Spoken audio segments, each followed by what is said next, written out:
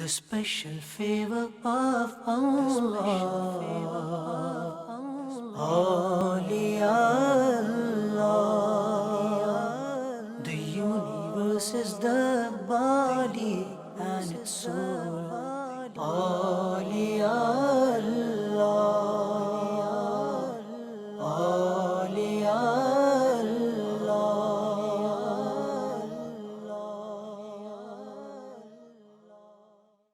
Alhamdulillahi Rabbil Alameen. Wassalatu wassalamu ala Sayyid al-Mursaleen. Amma ba'd, a'udhu billahi minash shaitanir rajim. Bismillahir Rahmanir Rahim. As-salatu wassalamu alayka ya Rasulullah wa ala alika wa ashabika ya Habiballah. As-salatu wassalamu alayka ya Nabiyallah wa ala alika wa ashabika ya Nurallah.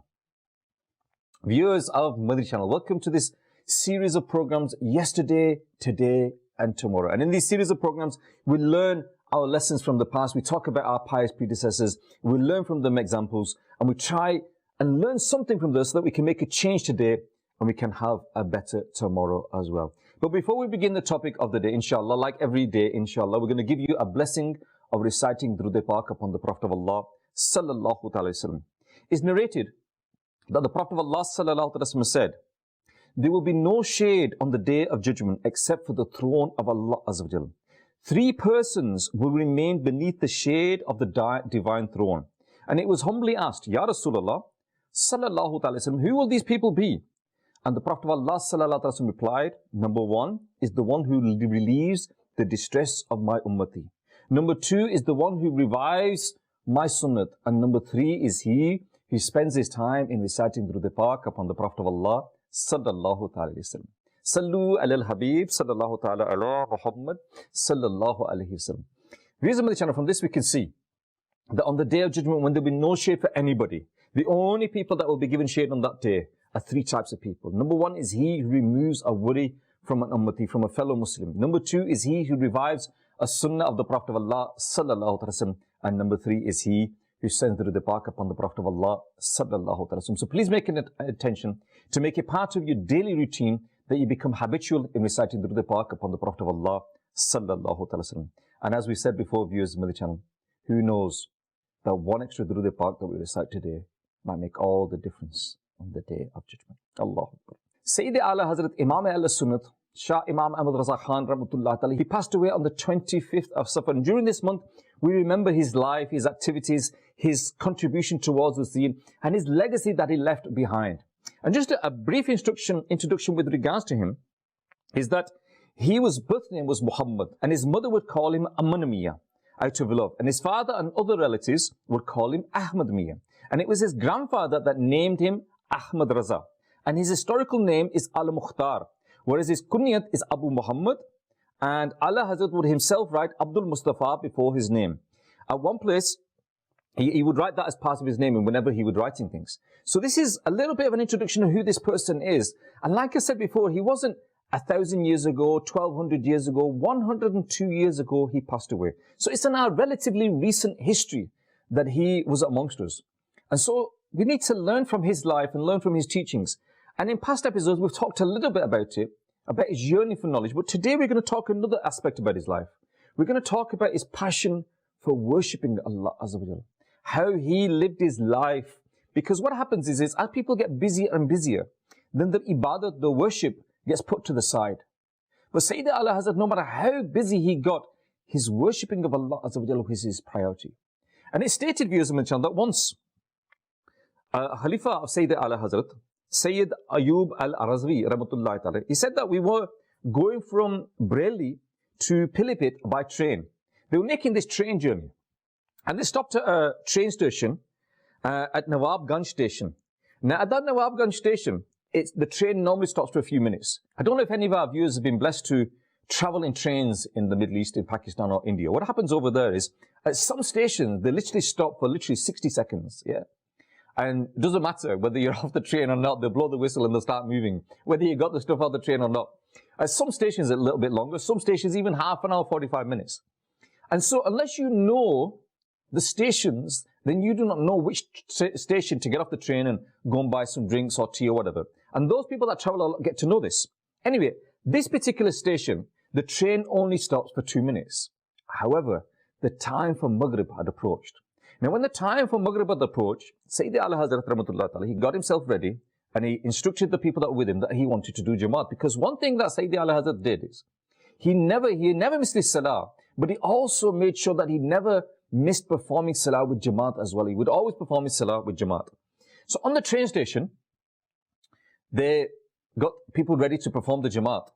And this person, Sayyid Ayyub Ali Rahmatullah Ta'ala, he said that when I joined Jamaat, I saw that the green flag was being waved. Now, the green flag, for viewers on the channel, is on these platforms on the train station, you have a person that waves the flag to say that the train is ready to go. And what happens is, as soon as the green flag's waved, as soon as the whistle's blown, the train starts moving. And what happens is, people hear the whistle, people see the flag, and they start walking toward the train. But Sayyidi Aala Hazrat Rahmatullah, he was having Jamaat here. And he just started the first rakat of the Salatul Maghrib. Now, before I continue with the story of Yusuf Chan, we need to pause for a second and think to ourselves that, you know, what was his namaz like? What was Sayyidi Aala Hazrat Rahmatullah Ta'ala's namaz like? Was it like our namaz? And when I say when it was like our namaz, when it was like my namaz, you know, nowadays a lot of us, we read our namaz as if we are, you know, like a pecking bird. You know, with that quick, we read our namaz so quickly that, you know, we can't even tell that people have read your namaz. You just go into a room, come out, and people say, you read your namaz? Yeah, I completed a read my namaz. And you've read your namaz in literally a minute to 2 minutes. Sayyid Aala Hazrat, without doubt, was not like this. You know, when he said Allahu Akbar, and he put his head down, you know, he was presenting himself in the court of Allah Azza wa Jal. He was not listening to the whistles of the train that was going on around him. He's not listening to the hum and the sounds of people that are making all these sounds. He was performing his salat with utmost concentration, with the tranquility in the heart and the peace of the heart. Now, in one incident, when this incident was recorded, what happened was, when the whistle was blown, and these people were still reading the namaz, what happened was, for some reason, the train did not move. The train did not move, and they have like a guard on the platform. You know that when they're on these train stations, they have the guard, and the guard went to the front to the driver and asked him, what's the problem here? Why is the train not moving? You know, I've blown the whistle, I've given you the flag, everything's ready to go, the line's clear, so move. And he said, there's a problem, the train's not moving for some reason. And it was in one recording, it said that the actual train will actually cut out and they couldn't get the train to start. Meanwhile, Sayyidi Aala Hazrat and his followers are performing Salatul Maghrib with peace and tranquility. Whereas at the front of the train, where the engine is, everyone's looking here, they're trying to understand what's happening here, there's panic going on, why is the train not starting, why is this not happening? And it stated that as soon as Sayyidi Aala Hazrat Rahmatullah gave the salam, then what happened was the train started to move, and you could hear people saying, Subhanallah, Subhanallah, Subhanallah. Why? Because everybody realized that this was one of the saintly miracles of Sayyidi Aala Hazrat Rahmatullah Ta'ala, that because he was reading the namaz, yeah, the train didn't move forward. And they say, viewers of Madani Channel, that people that run after dunya, they never get it. They never get it. And you know, when we were young in school, we were given this example, that you get a donkey, and what they used to do is, they used to get a long stick, and they used to put it on the top of the head of the donkey, and they would dangle a carrot. And so what would happen is, there'd be this distance between the donkey and the carrot. And what would happen is, the donkey would be going forward, trying to get the carrot. But what the donkey didn't realize is that as he was going forward, so was the stick, and so was the carrot. So every step that he took, the carrot went one step further away from him.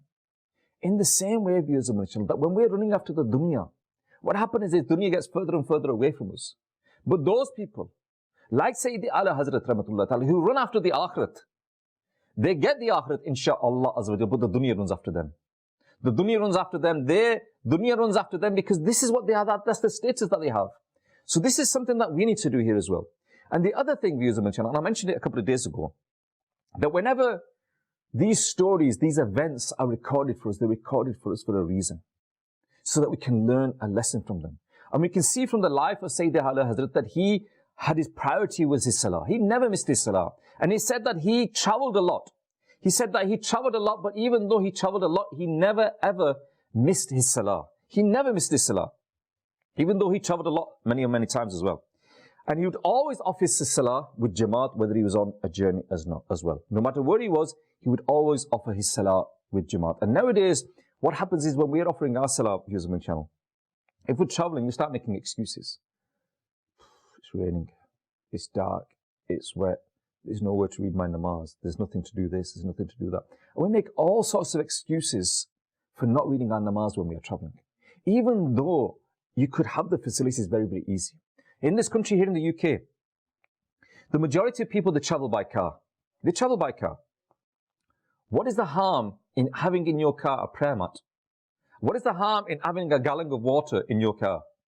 So that if you are anywhere and you need to perform wuzu, you can perform wuzu. You can put your prayer mat anywhere. You can stop at a service station and you can put your prayer mat down. You can park your car in the corner of a service station, put your prayer mat down on the car park even, and read your namaz. There is no excuse for not reading our namaz. But nowadays, we make excuses. We make excuses for missing our namaz, let alone our jamaat. Jamaat is something that is so much more important, but let alone that we miss our namaz without any excuse. The slightest excuse. Oh, got backache. Oh, my head's hurting. Oh, my tooth's hurting. Oh, I'm in a bit of a rush. If I read my namaz, I'm going to be late for that appointment. Let you be late for that appointment. Let you miss that appointment, but don't miss your namaz. Don't miss your namaz. And there are so much blessings, viewers of the channel. If only we understand the blessings and the value, the reward you can get in reading your namaz with jamaat. And that's why you see the people of the past, viewers of the channel, the pious people of the past, they would never miss their namaz. And that's a fact. We know that.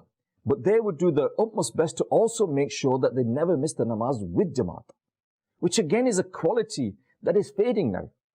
If we go to the masjid at Salatul Fajr, how many people are there? If you go to Salatul Fajr to the masjid, you'll find that, if that, yeah, 5 people, 6 people. And normally they're the elder people. You know, very, very, very rarely, no matter how small the masjid is there a second saf at Salatul Fajr. Zuhur, alhamdulillah. Salatul Asr, alhamdulillah. Maghrib even. And then Isha, depending on the time of the year here in the UK, if it's late, then again, very, very few people come. It's that we do not read our namaz with jamaat. And if only we realize the value of reading our namaz with jamaat. The Prophet of Allah sallallahu alaihi wasallam said, offering salah with jamaat is 27 times more superior than the salah offered alone. And the Prophet of Allah sallallahu alaihi wasallam said that the one who performs a perfect wuzu and goes to offer an obligatory salah and offers salah with jamaat, his sins will be forgiven. Allahu Akbar. And in another hadith, the Prophet of Allah sallallahu alaihi wasallam said, the beloved Rasul sallallahu alaihi wasallam said, Allah Azza wa Jalla is pleased with those who offer salah with jamaat. In another hadith, the Prophet of Allah sallallahu alaihi wasallam said, the one who offers salah for 40 days with jamaat, with the first takbir, for the pleasure of Allah Azza wa Jalla, for him 2 freedoms will be written. One from the hellfire and the second from hypocrisy. Allahu Akbar, Allahu Akbar. The people of the past, they lived their lives that they made sure that they never missed their jamaat. And that's a lesson for us viewers on the channel. So please make an intention. I pray and I hope that every one of our viewers reads our namaz 5 times a day. And if we don't, please make an intention now. Then I am going to read my namaz 5 times a day. That is a must. There's no ifs, no buts, no questions. But at the same time, make an intention. I make an intention. You make an intention. Let's all make an intention that not only will we read our namaz 5 times a day, but inshallah Azza wa Jal, all of the brothers that are watching, we will read our namaz 5 times a day with jamaat. And why I mentioned the brothers is because jamaat is only for the brothers. The sisters will stay and read the namaz at home. For the brothers, go to the masjid 5 times a day, read your namaz with jamaat, and inshallah Azza wa Jal, you'll see a change. We're now going to go to the kalam of the day, inshallah Azza wa Jal, and when we come back, we're going to talk a little bit more about the worship, how Sayyidi Aala Hazrat would worship Allah Azza wa Jal, and what lessons we can learn from his life. Let's go to the kalam of the day, inshallah Azza wa Jal. We're hoping that we'll have our guest, that's alhamdulillah, is turning into a daily guest. I think you can guess who the daily guest is, inshallah Azza wa Jal. He's been here for the last couple of days, and I'm hoping he's going to be with us again after the break. Let's go to the kalam of the day. Sallu ala al-Habib, sallallahu ta'ala ala Muhammad, sallallahu alayhi wa sallam. Bakhte khuftan ne mujhe roze pe jaane na diya. Bakhte khuftan ne mujhe roze pe jaane na diya. Chashmo dil seene kaleje se lagane na diya. Bakhte khuftan ne mujhe roze pe jaane na diya. Ah قسمت آہ قسمت آہ قسمت مجھے دنیا کے غموں نے روکا آہ قسمت مجھے دنیا کے غموں نے روکا ہائے تقدیر کے طیبہ مجھے جانے نہ دیا ہائے تقدیر کے طیبہ مجھے جانے نہ دیا خفتان نے مجھے روزے پہ جانے نہ دیا چشم و دل سینے کلیجے سے لگانے نہ دیا خفتان نے مجھے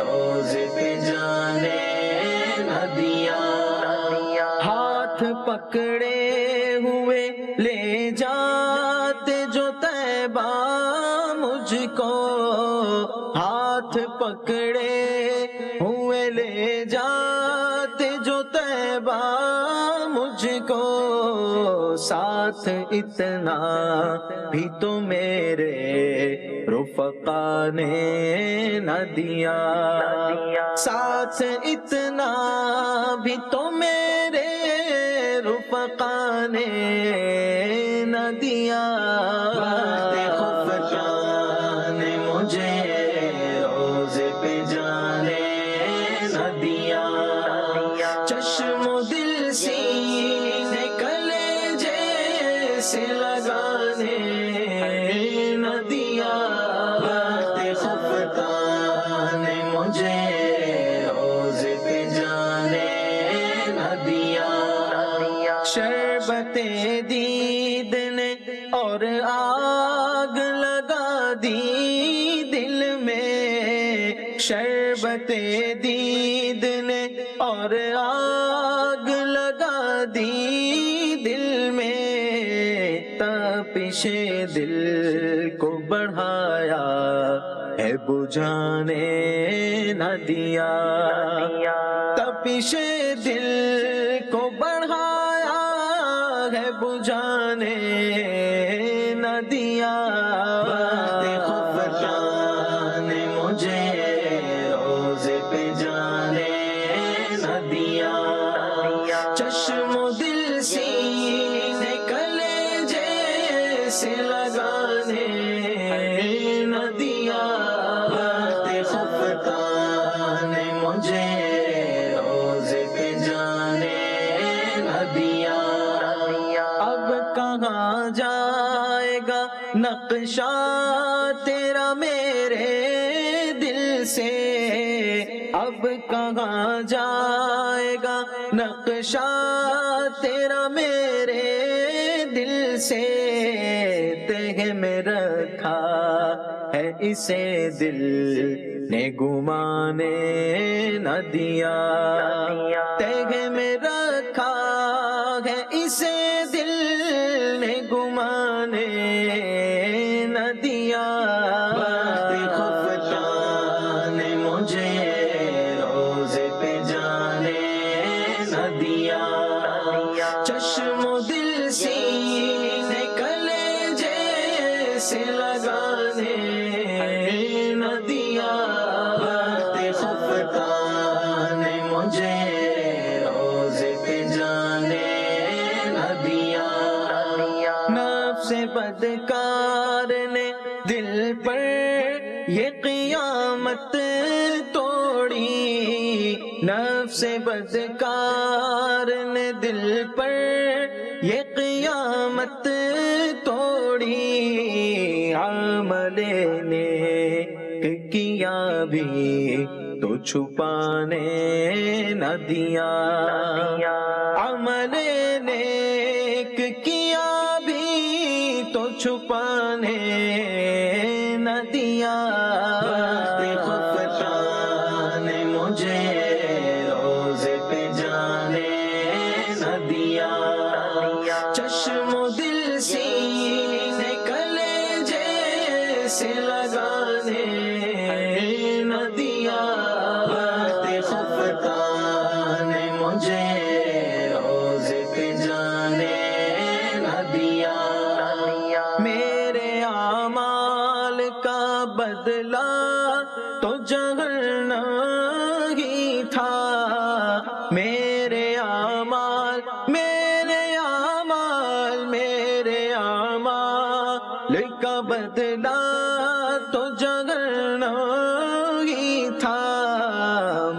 तो जाता मुझे सरकार ने जाने न दिया, मैं तो जाता मुझे सरकार ने जाने न दिया।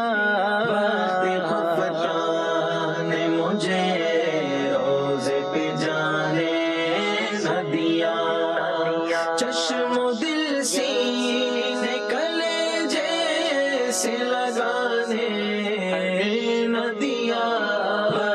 खुफता ने मुझे रोज़े पे जाने न दिया, और चमकती सी गजल कोई पढ़ो ऐ नूरी, और चमकती सी गजल कोई पढ़ो ऐ नूरी, रंग अपना अभी जमने शुअरा ने न दिया, रंग अपना अभी जमने शुअरा ने न दिया। खुफता ने मुझे रोज़े पे जाने न दिया, चश्मो दिल सीने कलेजे से लगाने न दिया। खुफता ने मुझे रोज़े पे जाने न दिया। Sallu alal Habib sallallahu ta'ala ala Muhammad sallallahu alayhi wasallam.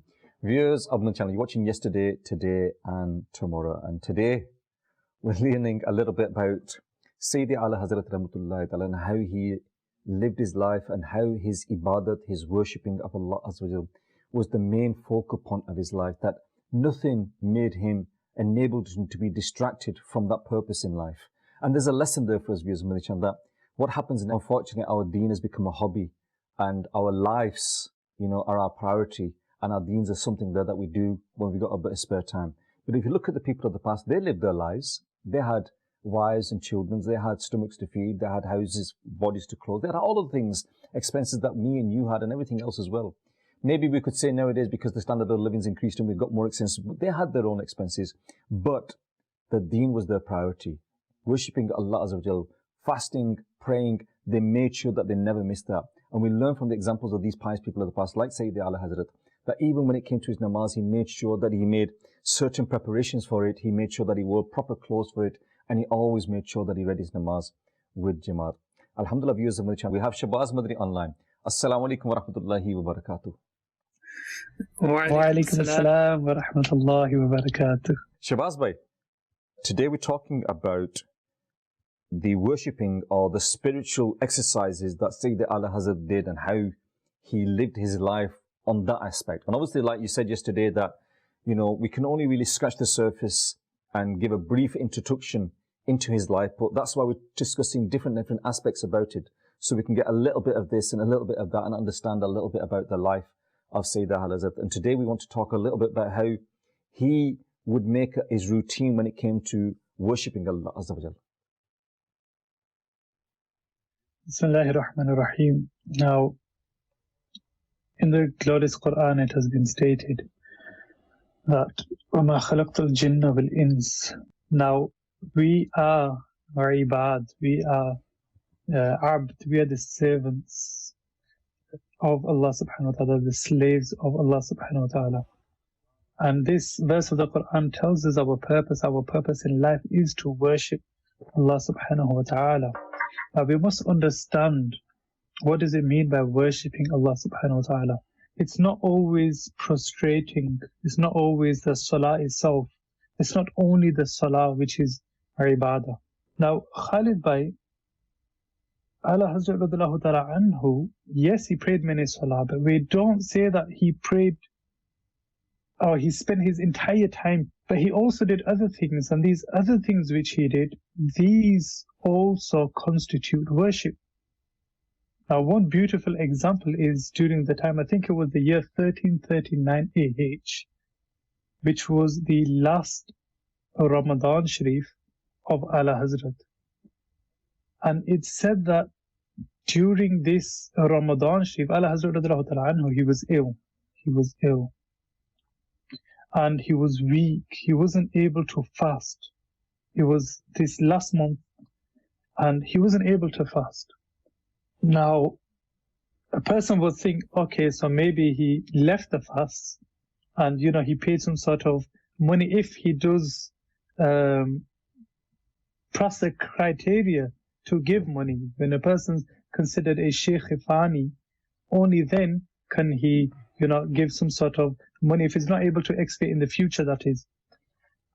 Now, this is what we would imagine. He possibly gave some money and he continued. Aala Hazrat, what he had decided to do was go to another place, which was quite far. And India, mashallah, is a very, very big country. And Aala Hazrat radiallahu ta'ala anhu, he decided to go to another place which is far away towards the mountains. And in those places, the hours are less. The hours of the day of fasting are less. So Aala Hazrat was thinking to himself, I'm not able to keep fast here, but I am able to keep fast there. So it is obligatory upon me. This is what he says, his own words. So it is obligatory upon me. It is necessary for me to go there and keep fast. Yeah. Now, what we must understand is there's two things in this. One is that he's saying this is not what we call a fatwa. It's not a verdict. But this is his own taqwa. He did consider it obligatory upon himself because of his fear for Allah subhanahu wa ta'ala. Now the second and the more important, what we can take, the lesson we take from this, is that it wasn't necessary for Aala Hazrat to keep fast. But Aala Hazrat radiallahu ta'ala anhu, may Allah ta'ala forgive us for their sake. Aala Hazrat radiallahu ta'ala anhu, he enjoyed, he himself wished to fast. And this is the lesson we should take. In that the difference between what we have nowadays and them is their love for Allah subhanahu wa ta'ala. You mentioned the month of Ramadan, that a lot of people, when the month of Ramadan comes, you don't see happiness on their face. Whereas you hear that from the example that you mentioned, that Sayyidi Aala Hazrat Rahmatullah, that he, he was happy, he wanted to fast. In the same way, we see nowadays with Amir al-Sunnah that when the month of Ramadan comes, how happy he is and how sad he is when the month of Ramadan is going. I don't know if you've ever had the opportunity to see Amir al-Sunnah when the month of Ramadan is departing, how sad he becomes and how quiet he becomes and how upset he becomes that the month of Ramadan is departing. Whereas the rest of us, to be honest, Shabazz, we're thankful that the month is coming to an end because we want this hardship to finish, so to speak. But these pious people, they want the month to continue for the rest of their lives. I was in Pakistan, not this Ramadan that passed, but the one before, and possibly the one before that too. And towards the end days, we're always wondering, we're discussing this, possibly a Mashra meeting about Madani Channel and what we're going to do, especially for Eid. So we need to keep the people busy watching Madani Channel. Now, undoubtedly, everybody thinks, yes, we need Amir Ahl Sunnat, something got to do with Amir Ahl Sunnat on Madani Channel. But Khalid Bhai, whenever it comes to Amir Ahl Sunnat, it's always, if you wish to get something from him, get it now. You won't be able to get from him later.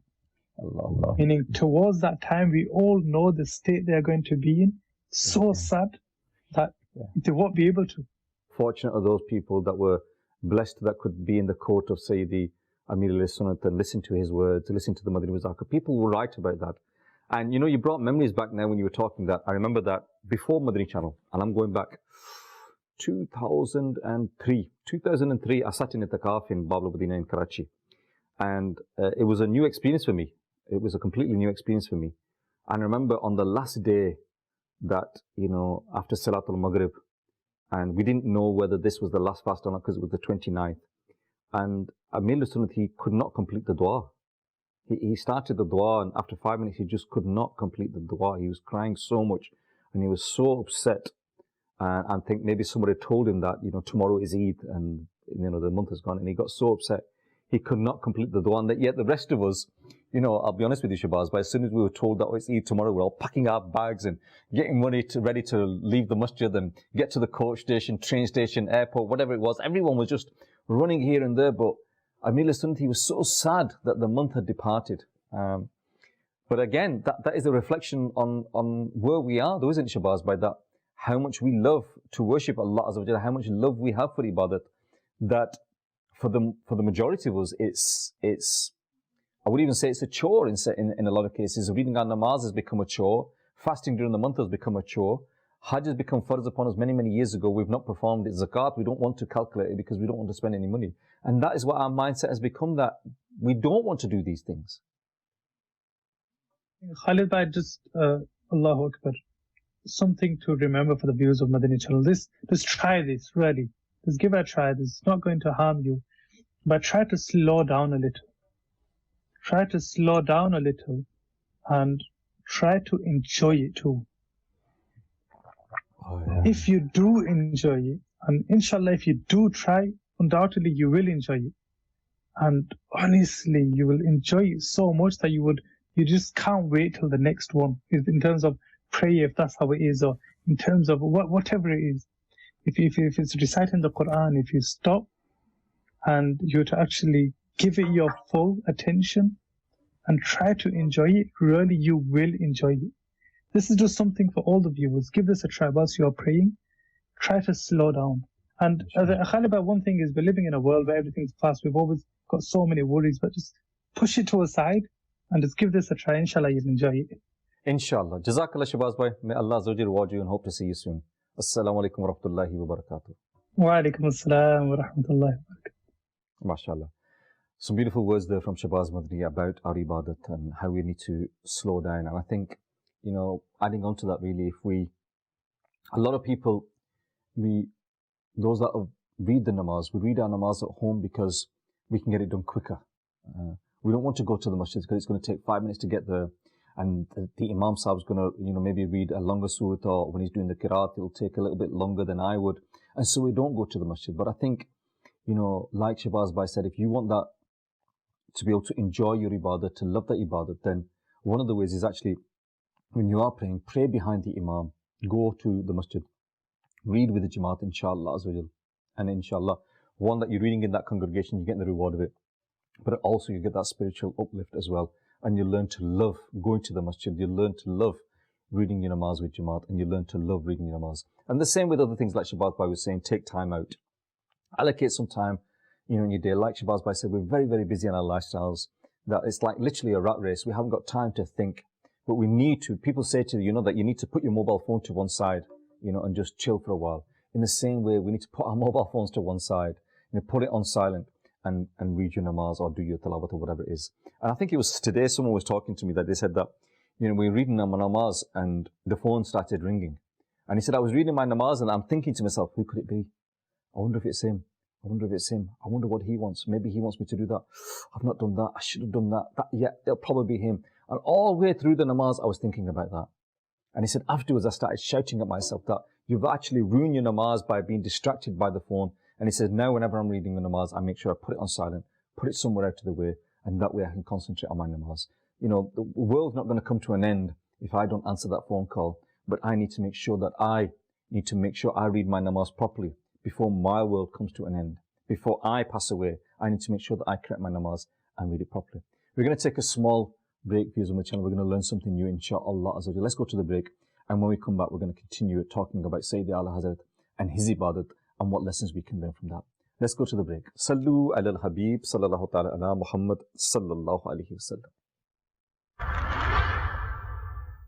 In the society and the times we live in, with social media and people saying whatever they want, often your beliefs, your way of life, your morals, everything and the rules you live by will be challenged.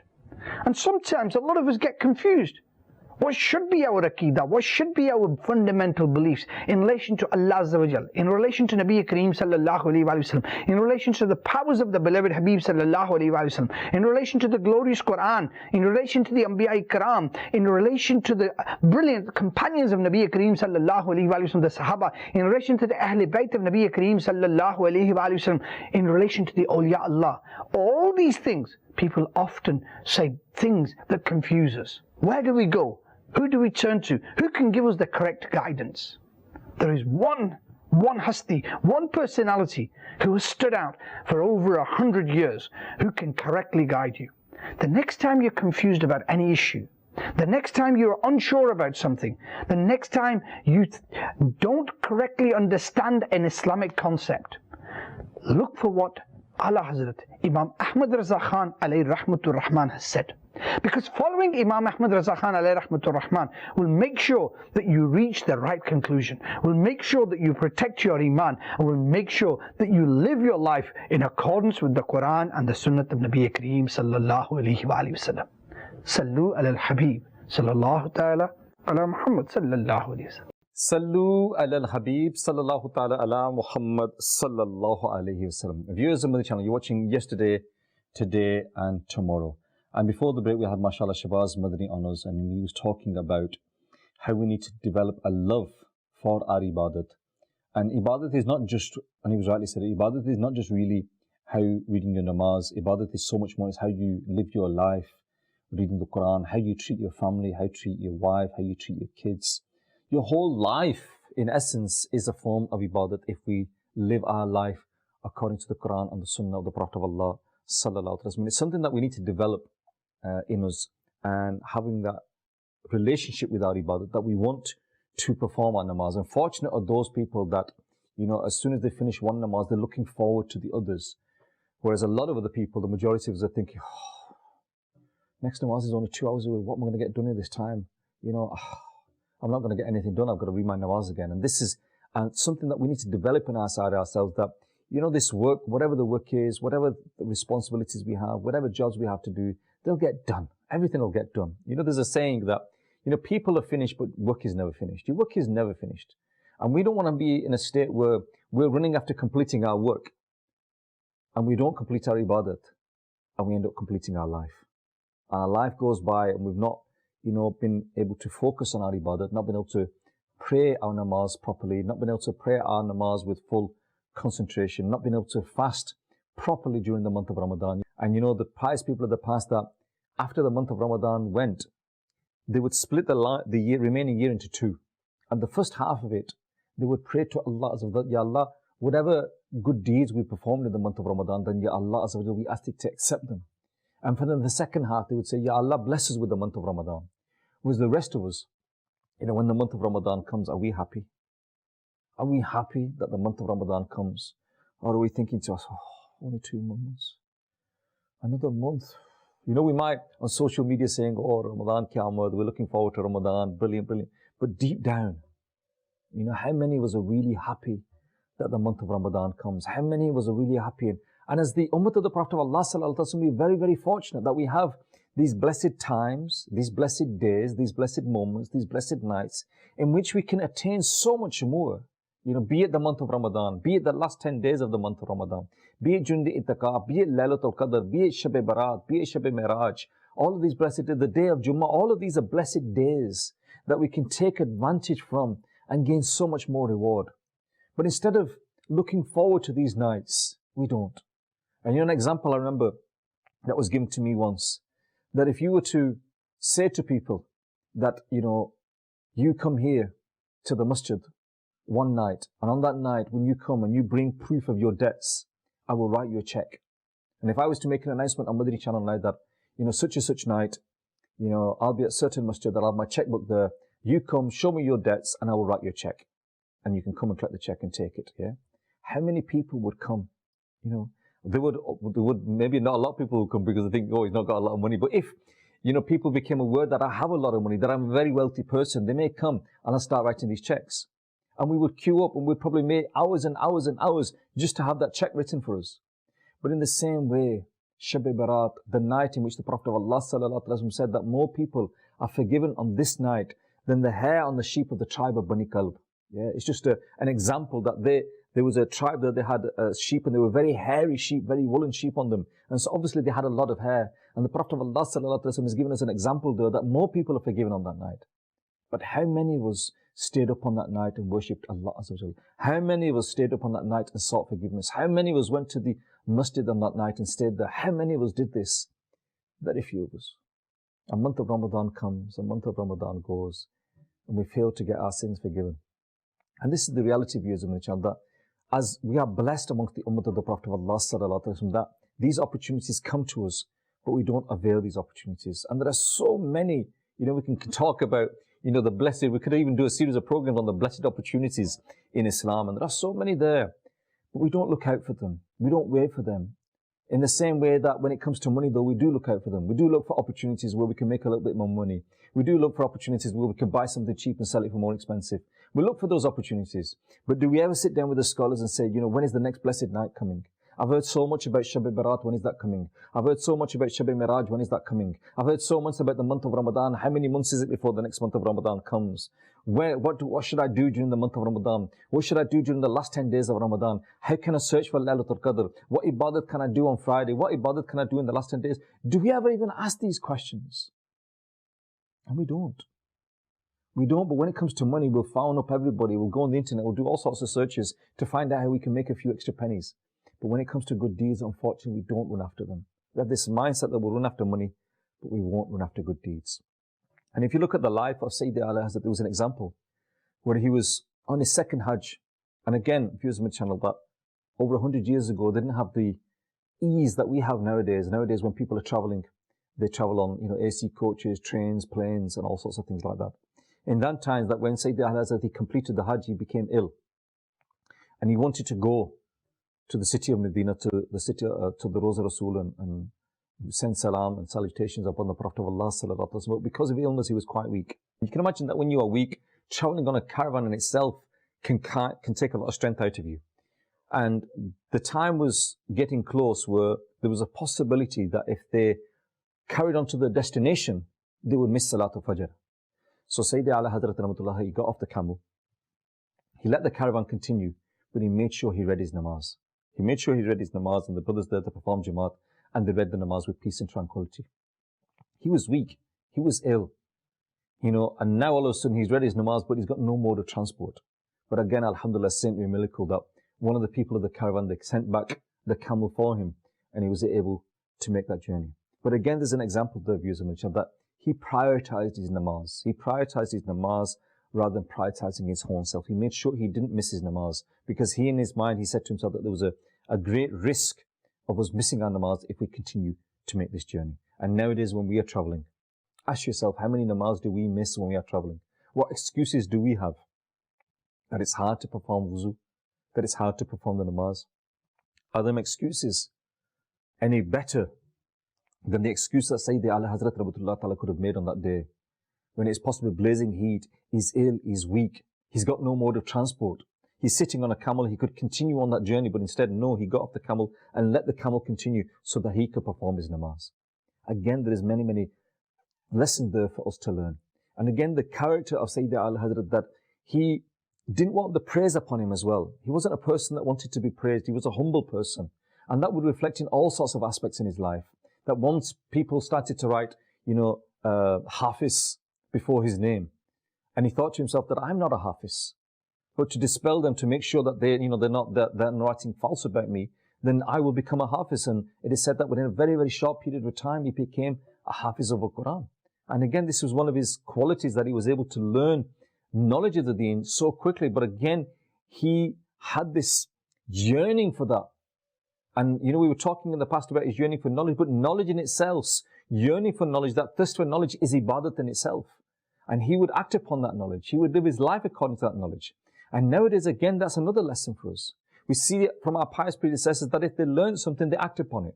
Nowadays, we've got a lot of people that are going around with all sorts of knowledge. Alhamdulillah, there are a lot of knowledgeable people around, because knowledge has become easy to obtain in comparison to the past. But with that knowledge, viewers of the channel, are we acting upon it? You know, the people of the past, because knowledge was hard to obtain, people would travel hundreds of miles, spend days traveling there to learn one hadith from a sheikh. They would travel many, many miles and many, many days just to learn something. Nowadays, and it's there in front of you. You can download books. I think I looked the other day that on my PC tablet that I have in front of me, more than 400 books are downloaded on there.